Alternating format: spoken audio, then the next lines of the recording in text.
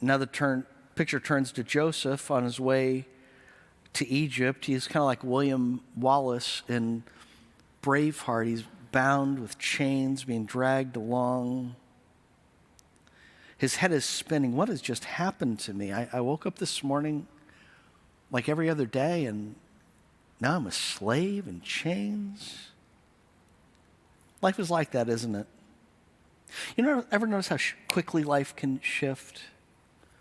You go to work just like every other day, and you get a call from HR, come into the office. You've been accused of misconduct. Your sister calls, Dad's had a heart attack. Your morning meeting is interrupted. The Pentagon has been hit by an airplane.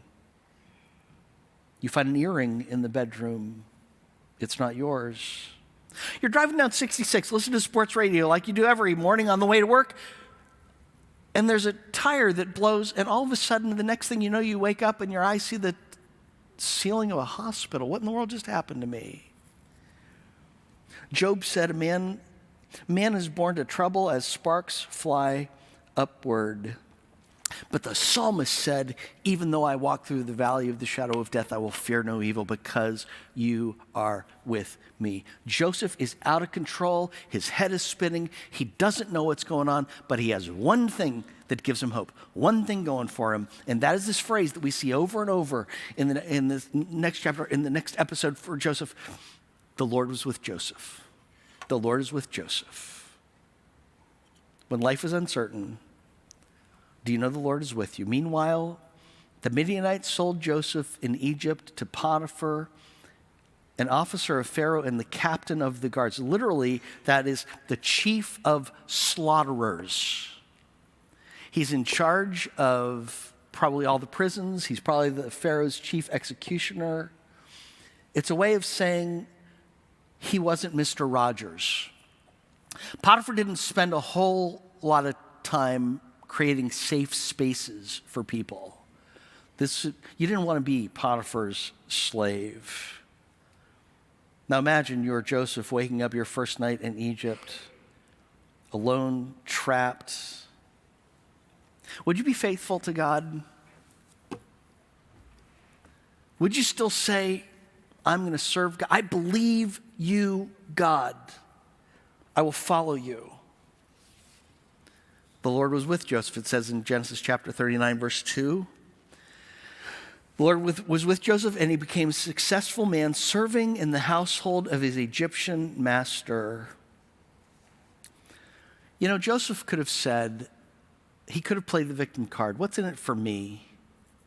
God has abandoned me. Why should I be faithful to him? This isn't my country. These aren't my people. They're mistreating me. I deserve better. I am not a slave. I'm a child of Abraham. I deserve better than this. But instead, he put his head down and he worked hard, apparently with a good attitude. Colossians 3:23 says, whatever you do, do it from your heart as something done for the Lord, not for people, knowing that you will receive a reward of an inheritance from the Lord. Joseph worked for the Lord, not for people. What else could he work for?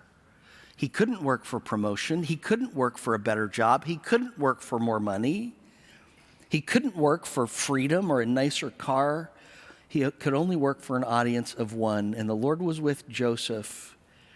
And it built credibility with his master, verse 3.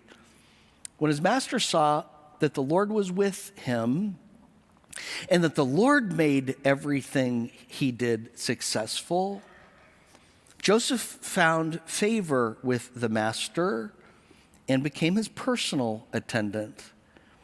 Potiphar also put him in charge of his household and placed all he owned under his authority. Somebody has said, when you walk with God, there are marks that even the world can't deny. By the way, that's the vision for the end zone. We want to create a place where people experience God before they know it's God they're experiencing. That people come in here and they're like, something's different about these people because we serve the Lord. We've committed this place to the Lord, not just for people, and we win favor in the name of the Lord.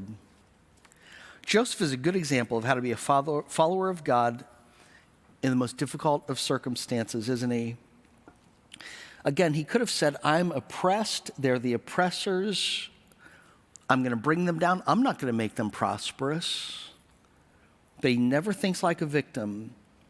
He never thinks I'm Joseph the slave. He thinks I am Joseph, the child of God, loved by God. The Lord is with me. And because the Lord was with Joseph, he became a successful man serving.